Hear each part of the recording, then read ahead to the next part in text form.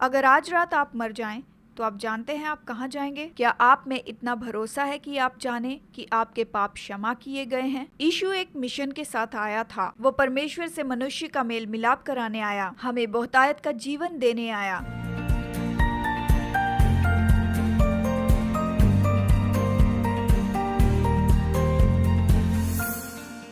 चिंतन में आपका स्वागत है।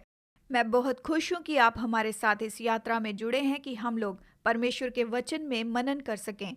मेरे चिंतन का शीर्षक है कि यीशु गेम चेंजर हैं, और मैं आपको यहाँ पर बहुत पसंद किए गए वचनों में से कुछ वचन आपको बताऊंगी। कौन या फिर क्या होता है गेम चेंजर?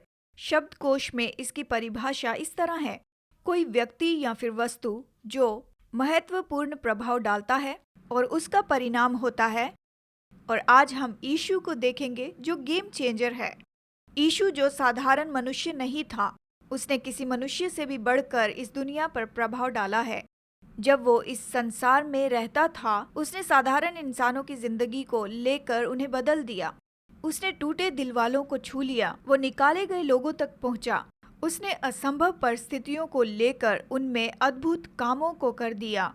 ये सूची खत्म नहीं होगी। मैं 4 बातों को बताऊंगी कि किस प्रकार से यीशु ने इस संसार में अपना जीवन जिया। एक काम जो इस संसार में गेम चेंजर ने किया, वो उसके चमत्कार थे। वो सब कुछ अलौकिक रीति से बदल देने में बहुत ही अच्छा था। ये मुझे मेरे पहले पॉइंट की ओर लेकर आता है। देखिए, गेम चेंजर यीशु ने इस संसारिक को अलौकिक में बदल दिया। मैं यहाँ पर यीशु के पहले चमत्कार पर गौर करना चाहती हूँ। हम सब इस कहानी को जानते हैं जो यूहन्ना सुसमाचार में है, अध्याय 2 वचन 2 से 11 तक, कि यीशु ने पानी को दाखरस में बदला। चलिए ये कहानी मैं अपने शब्दों में बताती हूँ। यीशु और उसके मित्रों को विवाह में बुलाया गया था और वो वहाँ पर अद्भुत समय बिता रहे थे। और फिर वहाँ पर कुछ अनसुना हुआ, दाखरस खत्म हो गया। और ये मेहमानों के लिए बहुत ही अपमान की बात थी, और साथ ही दुल्हा दुल्हन और उसके पूरे परिवार के लिए भी। सुसमाचार हमें बताता है, मरियम जो यीशु की माँ थी, उसने ये बात जानी और उसने यीशु को ये बात कही, दाखरस खत्म हो गया है, इसके बारे में तुम कुछ कर सकते हो? फिर मरियम ने दासों से कहा कि जो कुछ भी यीशु कहता है तुम उसे करो। उसे ये पूरा भरोसा था कि उसका बेटा इस परिस्थिति को बदल सकता है। वहाँ पर पत्थर के 6 बड़े बड़े मटके वहाँ पर रखे हुए थे। यीशु ने दासों से कहा कि इन मटकों को पानी से भर दो। उसने कहा कि अब बर्तनों में भरकर अपने भोज के प्रधान के पास ले जाओ। जैसे उन्होंने बर्तनों को उंडेला तो पानी दाखरस में बदल गया था। ऐसा दाखरस जो पहले उन्होंने कभी नहीं चखा। ऐसा दाखरस जो अलौकिक रीति से पूरी तरह से यीशु ने बदल दिया था। आपके जीवन में या फिर किस क्षेत्र में आपको बदलाव चाहिए? आप क्या चाहते हैं कि यीशु आपकी कौन सी संसारिक बात को चमत्कार में बदल दे? आइए यीशु से ऐसा करने को कहते हैं। मैं चुनौती देती हूँ कि आप अपना जीवन समर्पित कर दें और वो गेम बदल सकता है और वो चमत्कार लेकर आएगा। उस पर भरोसा रखें, क्योंकि वो आपके लिए सारी भलाई को उत्पन्न करेगा। और ये मुझे दूसरे पॉइंट पर लेकर आता है। यीशु जो गेम बदल देता है, वो छोटे निवाले को बड़े भोज में बदल दे सकता है। ये कहानी लूका सुसमाचार में पाई जाती है, अध्याय 9 वचन 12 से 17 में। ये 5000 लोगों को भोजन देना है। यीशु बहुत दूर उपदेश दे रहा था और वहां पर बहुत देर हो चुकी थी। चेले भीड़ को विदा करना चाहते थे ताकि वो भोजन मोल ले सकें, लेकिन यीशु ने ऐसा नहीं करने दिया। यीशु ने उनसे कहा कि तुम इन्हें खाने के लिए कुछ दो। उन्होंने उसे उत्तर दिया कि केवल हमारे पास 5 रोटियां और 2 मछलियां ही हैं। उसने अपने चेलों से कहा कि तुम सभी लोगों को 50-50 के ग्रुप में बिठा दो। उसने रोटी और मछलियों को लिया और उन्हें आशीष दी और चेलों से कहा कि तुम इन लोगों को ये बांटना शुरू कर दो। वचन हमें बताता है कि सभी ने खाया और वो तृप्त हुए और 12 टोकरियां उसमें से बच गईं। यीशु ने वहां पर कुछ निवालों को लिया, 5 रोटियां और 2 मछलियां, और बिना परिश्रम के उन्हें बहुगुणित कर दिया और उसे बहुत बड़ा भोज बनाया, 5000 से भी ज्यादा लोगों के लिए। शायद प्रभु को देने के लिए आपके पास ज्यादा ना हो, पर जो भी आपके पास है, जब आप उसे देते हैं तो वो उसे बहुगुणित करके देगा। ये मुझे मेरे तीसरे पॉइंट की ओर लेकर आता है। गेम बदलने वाला यीशु विलाप को नृत्य में बदल देने वाला है। ये घटना तो लूका के सुसमाचार में पाई जाती है, अध्याय 7 वचन 12 से लेकर 15 तक। यीशु अंत यात्रा में बहुत से लोगों से वहां पर मिलता है। जैसे वो एक जवान की मृतदेह को वहां लेकर आए तो वो वहां पर रो रहे थे। वो बेटा अपनी माँ का इकलौता पुत्र था और वो एक विधवा थी। वचन बताता है कि उसने जब उस शोकित माँ को देखा, उसका दिल उसके लिए टूट गया। बड़ी कोमलता के साथ उसने उससे कहा, कृपया करके मत रोएं। फिर उसने लोथ को छुआ और उसे आज्ञा दी, हे जवान, मैं आज्ञा देता हूँ, जीवित हो और उठ जा। और तुरंत ही वो जवान उठकर बैठ जाता है और आसपास के लोगों से बात करता है। यीशु उस बेटे को उसकी माँ के हाथ में जीवित सौंप देता है। यीशु ने उस असंभव परिस्थिति को लेकर उसने उसे बदल दिया। ये कहानी अंत यात्रा के साथ शुरू हुई थी, पर बड़े उत्सव के साथ में खत्म होती है। जो शोक कर रहे थे अब वो नाच रहे थे। वो गेम चेंजर यीशु यही तो कर सकता है। आपकी जिंदगी के किस क्षेत्र के कारण आप लोग शोकित हुए हैं? आप किससे लड़ रहे हैं?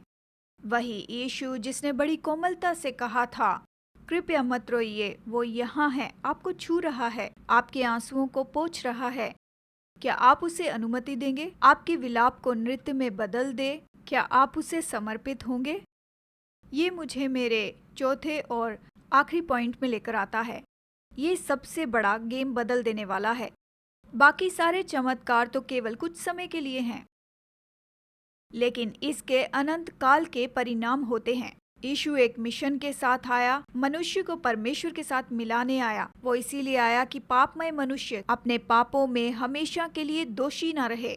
यीशु हमें बहुतायत का जीवन देने के लिए आया। गेम बदल देने वाला यीशु मृत्यु का मजाक उड़ाता है और अनंत जीवन देता है। वचन हमें स्पष्ट रीति से बताता है, यूहन्ना 3:16 और 17 में, क्योंकि परमेश्वर ने जगत से ऐसा प्रेम रखा कि उसने अपना इकलौता पुत्र दे दिया, ताकि जो कोई उस पर विश्वास करे वो नष्ट ना हो परंतु अनंत जीवन पाए।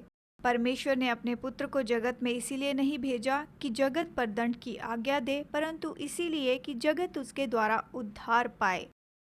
आपको और मुझे उद्धारक की जरूरत थी। हम अपनी ताकत में कुछ नहीं कर सकते थे, लेकिन हमारे लिए परमेश्वर के प्रेम के कारण उसने अपने पुत्र को भेजा ताकि वो हमारे पापों का दाम चुकाए। यीशु ने वो दाम चुकाया जो हम कभी नहीं चुका सकते थे। उसकी मृत्यु के द्वारा उसने हमारे जीवन को कब्र में से छुड़ाया।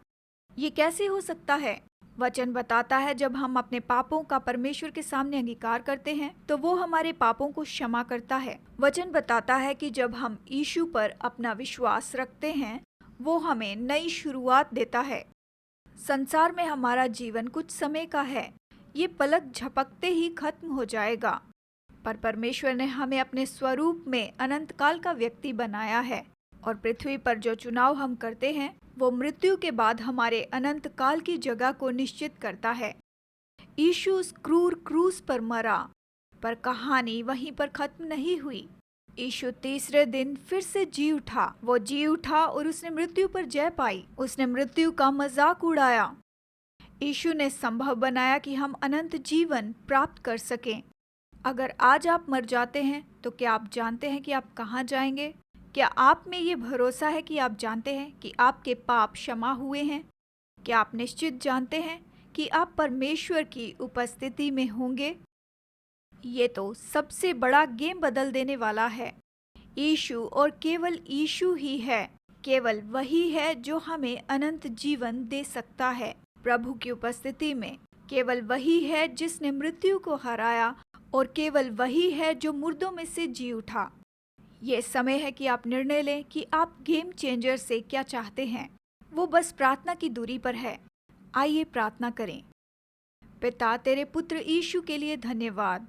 मदद कर कि हम अपना विश्वास और भरोसा उस पर रखें, ये जानते हुए कि वो हमारे जीवन में चमत्कार करने के लिए योग्य से बढ़कर है। हम अपना जीवन तुझे देते हैं प्रभु। मांगते हैं प्रभु तू हमें बदल दे। हमारी संसारिक बातों को तू चमत्कार में बदल दे। हमारे निवाले को भोज में बदल दे। हमारे विलाप को तू नृत्य में बदल दे। मदद कर कि हम मृत्यु का मजाक उड़ाकर अनंत जीवन चुन लें, तेरे पुत्र यीशु मसीह के द्वारा। आमीन। धन्यवाद मेरे दोस्तों। अगर आपने मेरा YouTube चैनल सब्सक्राइब नहीं किया है तो अभी कीजिए, इस वीडियो के अंत में दी हुई लिंक पर जाकर। प्रभु आशीष दे।